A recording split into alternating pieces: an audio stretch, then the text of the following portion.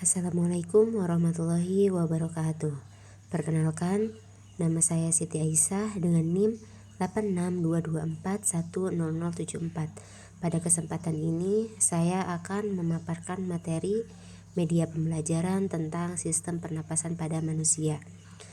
Jadi, penyampaian materi ini dibuat untuk memenuhi tugas ujian akhir semester pada mata kuliah literasi digital. Baik, langsung saja kepada pemaparan materi pada bagian pendahuluan, yaitu yang pertama, bernapas adalah kebutuhan utama manusia, yang artinya bernapas itu hal paling dasar yang dibutuhkan pada manusia untuk hidup. Setiap hari, bahkan setiap detik, manusia itu membutuhkan oksigen dari udara. Jadi tanpa bernapas, manusia juga tidak bisa bertahan hidup karena tubuh manusia itu sangat bergantung pada oksigen. Dan yang kedua, tanpa bernapas. Tanpa bernapas, tubuh itu tidak bisa menghasilkan energi. Jadi maksudnya itu, oksigen yang kita hirup saat bernapas dipakai tubuh untuk mengolah makanan menjadi energi. Dan energi ini digunakan untuk semua aktivitas, seperti ketika kita berjalan, ketika kita belajar, dan ketika kita berbicara. Bahkan untuk kerja organ tubuh seperti jantung dan otak pun, kalau kita tidak bernapas, oksigen pun tidak masuk ke tubuh kita. Proses pembentukan energi berhenti dan tubuh tidak bisa berfungsi dengan baik. Selanjutnya, pada bagian pengertian pernapasan, ini adalah proses menghirup udara bersih. Artinya gimana? Jadi pernapasan itu adalah kegiatan saat kita menarik napas untuk memasukkan udara ke dalam tubuh kita. Udara yang kita hirup itu mengandung oksigen yang sangat dibutuhkan tubuh supaya kita itu bisa hidup dan beraktivitas seperti berjalan, belajar, dan berbicara. Dan yang kedua, mengeluarkan udara kotor dari tubuh. Nah, setelah oksigen ini dipakai oleh tubuh kita, akan ada sisa berupa udara kotor. Dan udara kotor ini harus dikeluarkan dari tubuh kita dengan cara menghembuskan napas. Kalau udara kotor itu tidak dikeluarkan, tubuh kita ini bisa merasa sesak dan tidak nyaman. Jadi kesimpulannya itu adalah pernapasan proses keluar masuknya udara, yaitu menghirup udara bersih yang dibutuhkan tubuh dan mengeluarkan udara kotor sebagai sisa. Dan proses ini penting supaya tubuh tetap sehat dan bisa menjalankan aktivitas sehari-hari dengan baik. Nah, mengapa sih oksigen itu penting? Jadi oksigen itu sangat penting dibutuhkan tubuh setiap hari. Dan saat kita bernapas, oksigen itu masuk ke dalam tubuh lalu digunakan untuk membantu mengolah makanan menjadi energi. Dan energi inilah yang membuat kita bisa melakukan berbagai aktivitas, mulai dari bangun tidur, berjalan, belajar, sampai berolahraga. Dan kalau tubuh kita kekurangan oksigen, biasanya kita itu langsung merasa lemas, cepat capek, pusing, dan bahkan bisa sesak napas. Dan hal ini juga terjadi karena tubuh kita itu tidak mendapatkan energi yang cukup untuk bekerja dengan baik. Dan akibatnya juga aktivitas kita sehari-hari jadi terganggu dan tubuh terasa tidak nyaman. Dan selanjutnya pada bagian organ pernapasan pada manusia. Yang pertama yaitu hidung. Nah, hidung ini adalah jalan pertama masuknya udara ke dalam tubuh kita. Dan di dalam hidung ini udara juga yang kita hirup disaring dari debu dan kotoran, lalu dihangatkan dan dilembabkan supaya aman saat masuk ke organ pernapasan berikutnya. Dan yang kedua yaitu pada tenggorokan. Setelah melewati hidung, udara masuk ke bagian tenggorokan. Dan tenggorokan ini berfungsi sebagai jalan udara menuju paru-paru. Dan di bagian ini juga udara itu diteruskan ke saluran pernapasan yang lebih dalam. Dan pada bagian yang ketiga yaitu batang tenggorokan. Pada bagian batang tenggorokan ini adalah saluran yang menghubungkan tenggorokan dengan paru-paru. Dan melalui bagian ini juga udara itu mengalir masuk dan keluar dari paru-paru saat kita menarik dan menghembuskan napas. Dan pada bagian yang terakhir, paru-paru yaitu adalah organ utama dalam sistem pernapasan. Dan disinilah oksigen dari udara masuk ke dalam darah. Dan karbon dioksida juga sebagai udara kotor dikeluarkan dari tubuh kita. Dan paru-paru itu bekerja terus-menerus agar tubuh mendapatkan oksigen yang cukup. Nah, pada bagian fungsi hidung itu apa sih? Jadi yang pertama yaitu fungsi hidung itu adalah sebagai jalan masuknya udara. Dan hidung itu jadi pintu utama buat udara masuk ke dalam tubuh kita. Saat kita bernapas, udara bakal masuk lewat lubang hidung dulu, baru sampai ke paru-paru. Selain itu juga, hidung juga bantu ngatur suhu dan kelembapan udara yang masuk. Jadi udara yang sampai ke paru-paru tidak terlalu dingin atau kering. Dan yang kedua, fungsi hidung itu adalah menyaring debu dan kotoran. Di dalam hidung ada rambut halus yang namanya bulu hidung dan juga lendir yang ada di lapisan dalamnya.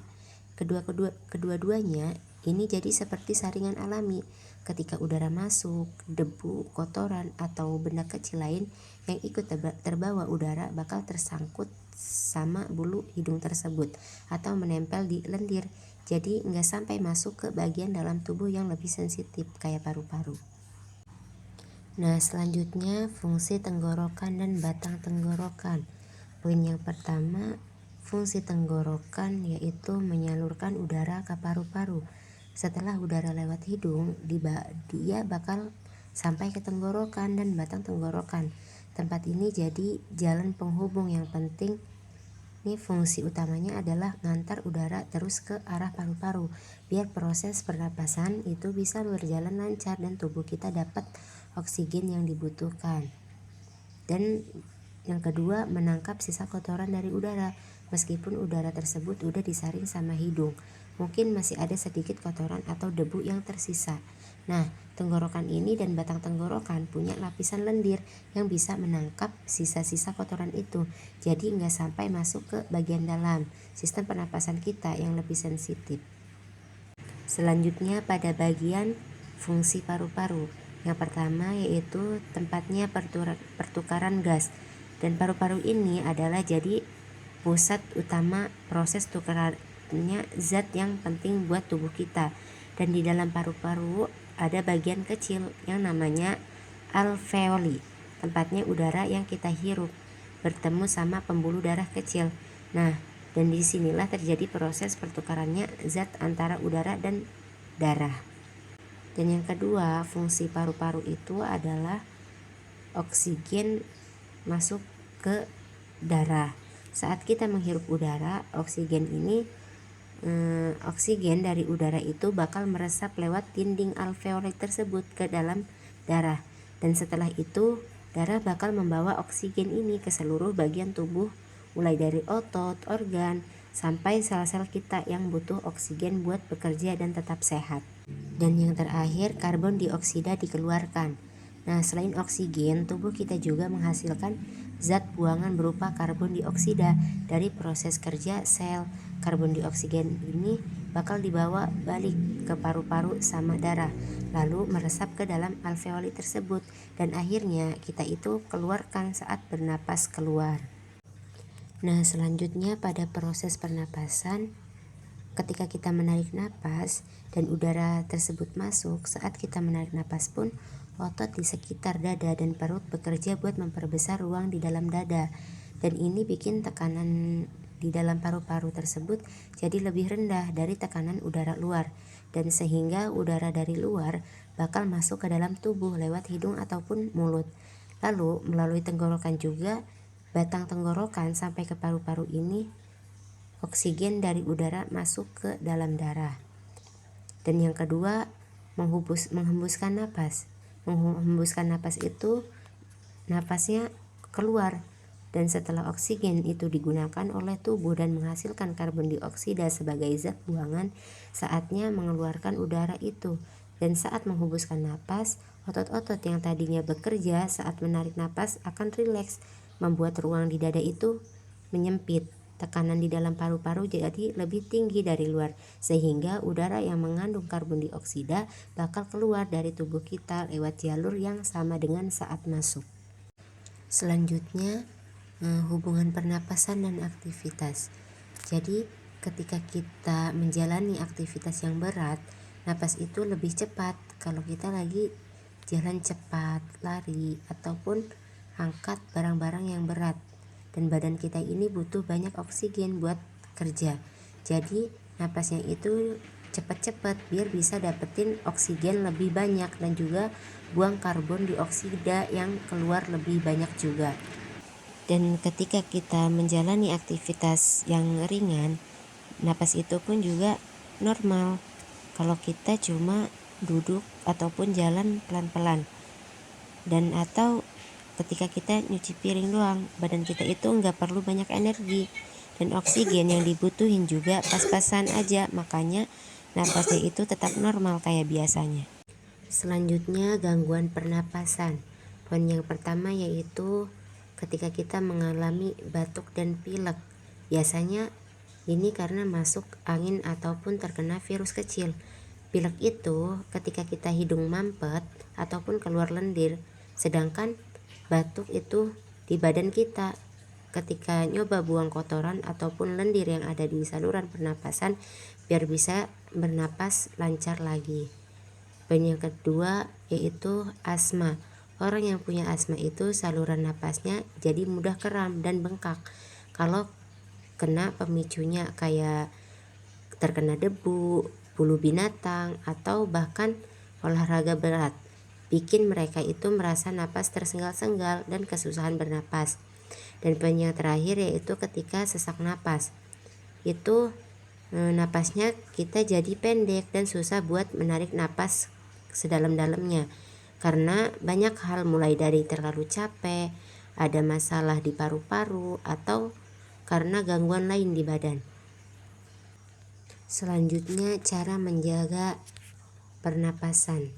Yang pertama yaitu tidak merokok, karena rokok itu ada banyak zat yang berbahaya yang bisa rusakin saluran pernapasan dan paru-paru. Jadi kita itu bikin mudah sakit, batuk kronis, atau bahkan penyakit paru-paru yang lebih serius. Dan yang kedua, kita itu harus rajin olahraga. Seringkali kalau kita berolahraga kayak jalan cepat, lari, ataupun berenang, otot dan paru-paru kita itu jadi lebih kuat. Dan yang ketiga yaitu menjaga lingkungan, jaga tempat tinggal dan sekitar kita itu harus bersih dan hindari daerah yang banyak debu atau polusi. Jadi kesimpulannya, sistem pernapasan itu sangat penting buat badan kita. Dari hidung, tenggorokan, sampai paru-paru, semuanya punya kerjaan masing-masing buat dapetin oksigen dan buat zat sampah dari badan. Tanpa sistem ini yang berjalan baik, badan kita itu nggak bisa kerja dengan baik. Jadi kesehatan pernapasan kita harus dijaga terus setiap hari. Mulai dari nggak merokok, rutin olahraga, sampai jaga lingkungan sekitar jadi bersih dan udaranya baik. Mungkin segitu saja penjelasan materi dari saya. Kurang dan lebihnya mohon maaf. Wassalamualaikum warahmatullahi wabarakatuh. Terima kasih.